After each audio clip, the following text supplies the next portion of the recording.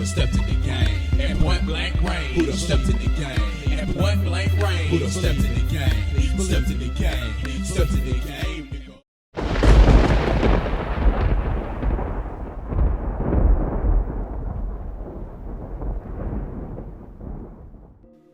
So on November the 16th, Levelhead, I've been following him for quite a while, probably as long as Mr. T or some other YouTube personalities. He made a video titled "Time to Stop Downplaying Third-Party Importances," quote unquote. You can check out the link in the description below as this video continues, and you can see more on what I'm talking about. And in that video, he describes what, in his opinion, ultimately is one of the causes of the failure of Wii U as a console, as a video game console in the 8th generation. So he made a bunch of allusions to third party and what is and what isn't reality with regards to what will and what will not make certain consumer hardware successful. The problem with that is it assumes quite a few things which he used as variables, one of them being his entire presumption being reality. Now, I'm not going to teach business class here, but the bottom line is the term success or failure, first of all, is thrown around quite a bit by the vocal majority in the video game consortium at large. A lot of people like to throw around failure when something isn't on Good Morning America every morning or doesn't have the type of games they want to play. Success means, with regard to business, is that you are profitable. You make money on a business venture that you have decided to go into. Now, with that being said, Wii U made money. So the reality, that is the presumption, in this case would be incorrect, because the Wii U would have to lose money in order for it to be unsuccessful, or in what most people like to call a failure. Now that's all up to interpretation by many other people here, but if you just want to be strictly business with this, Nintendo's probably one of the few companies around that does it the way they're supposed to. They're extremely cautious with a lot of their projections with regard to sales and things like that.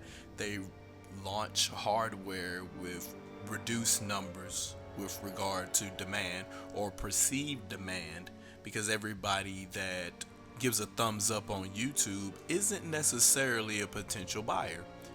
And that kind of goes along with a lot of the things that are going on now with the scarcity of the NES Classic, but I'll talk about that in another video.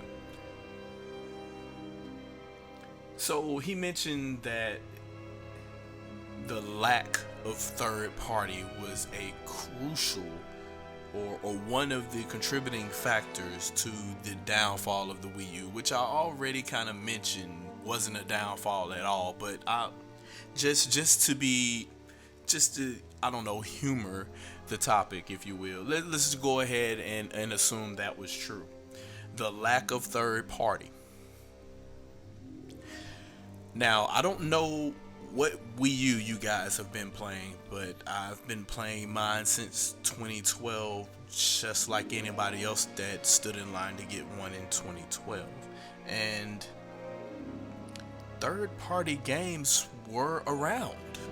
There, as a matter of fact, the Wii U had a larger launch library than both the Xbox One and the PlayStation 4, contrary to popular belief. A quick Google search will show you that I'm correct in that.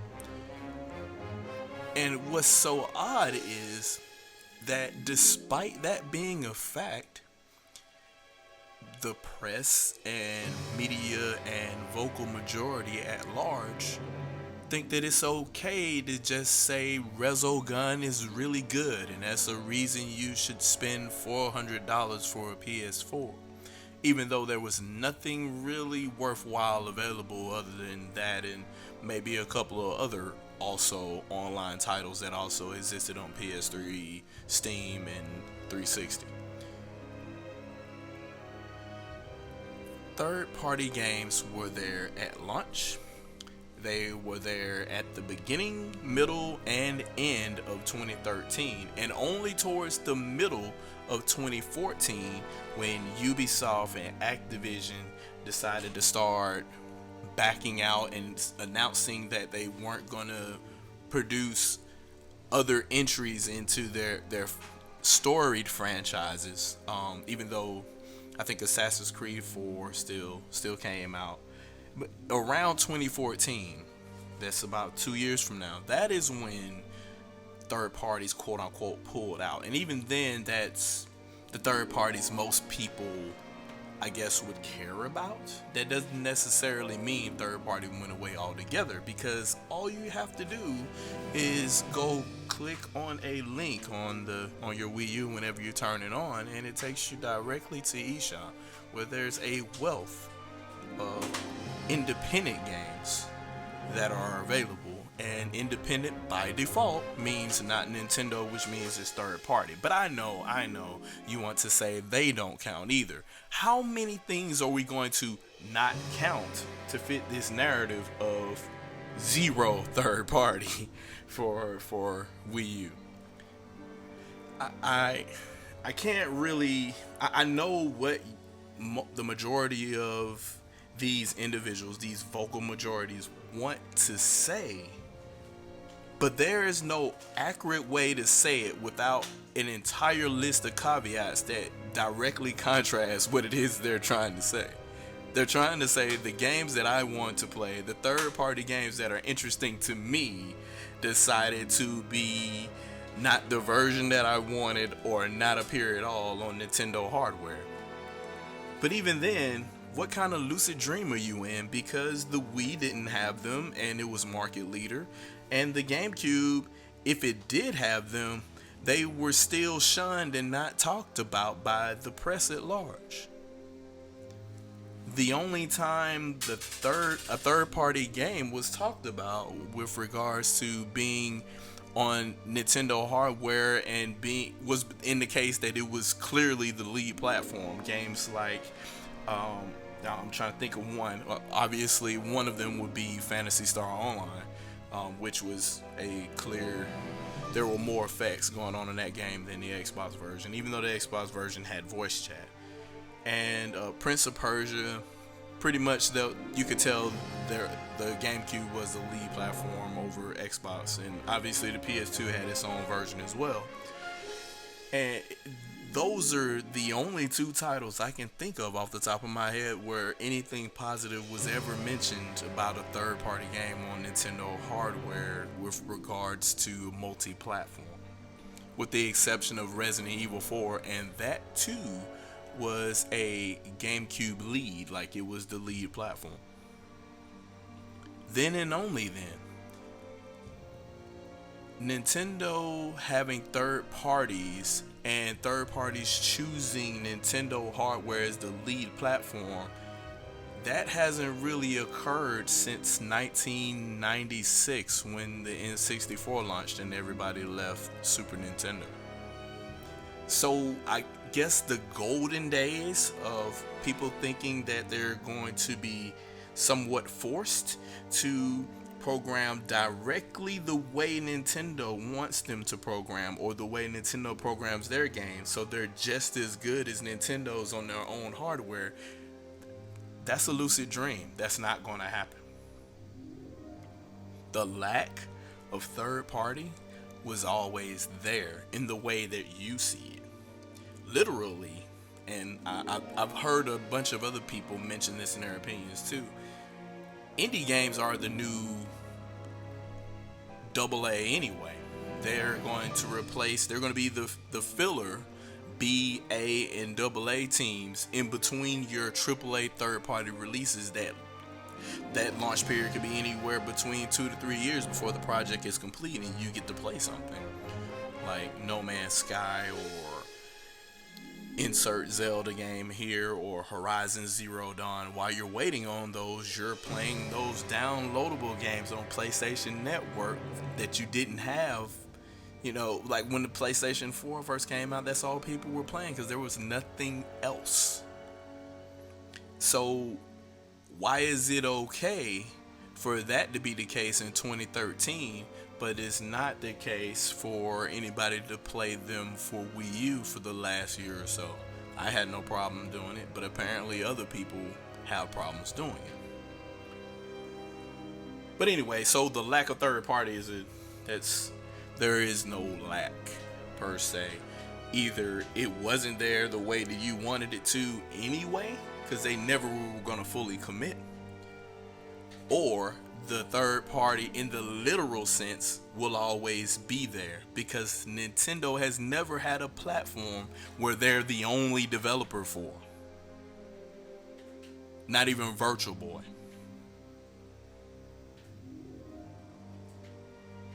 Now, there's a couple of excuses, and I kind of agree with a lot of these points here.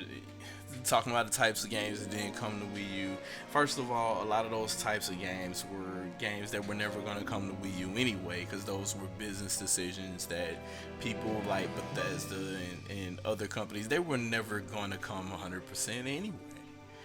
Because it was Nintendo, because maybe their licensing fees cost more, maybe it will cost more to develop a specific version for the Wii U, or I don't know, make it the lead platform and then port to PS4 and Xbox One, particularly Xbox One, since it has a similar architecture on the graphics side anyway. That would seem like the smartest thing to do to make sure you could get all three platforms and have the benefit of getting all of the money.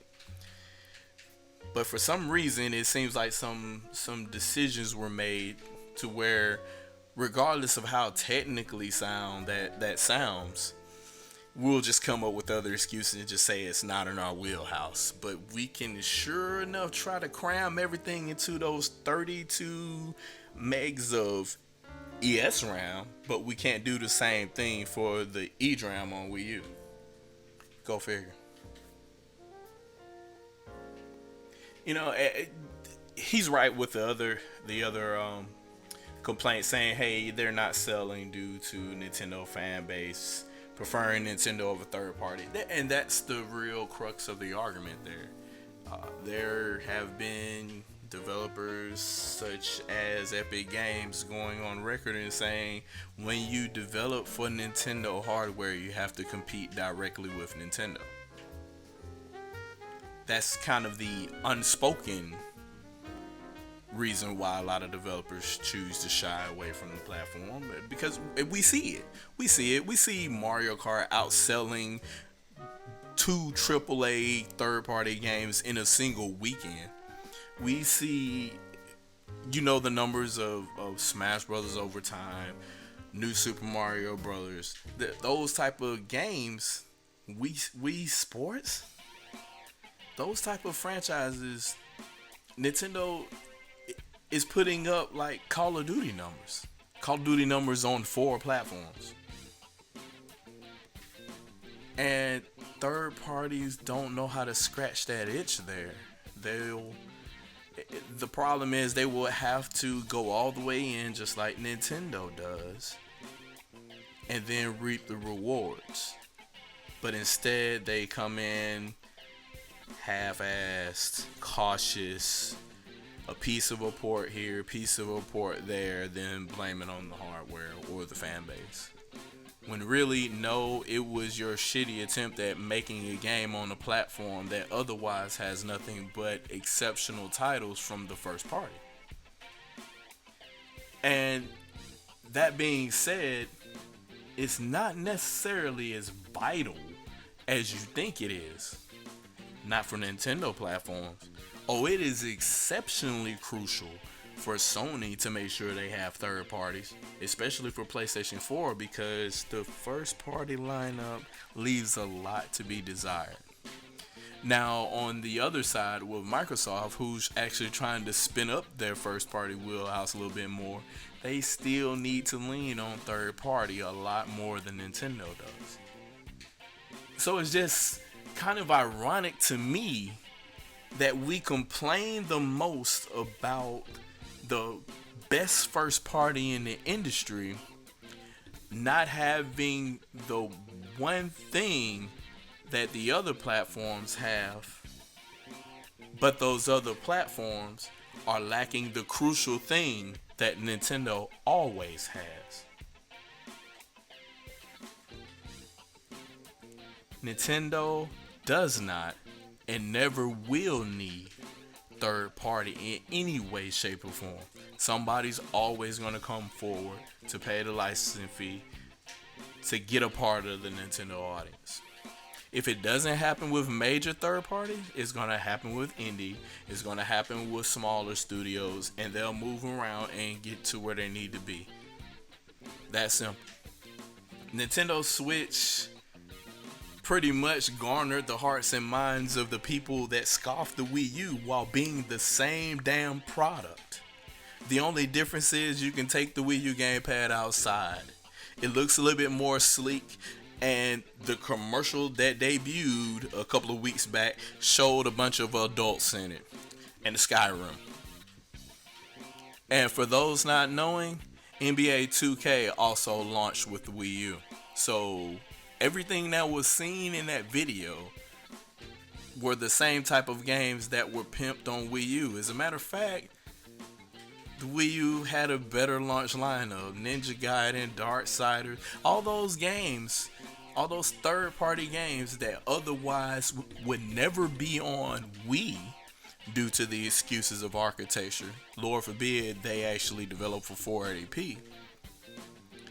But those games were coming to Wii U, and I guess they were, quote-unquote, a little too late, even though only 2 of them were actually late. So I guess in closing, third party, the truth therein is third parties need a home.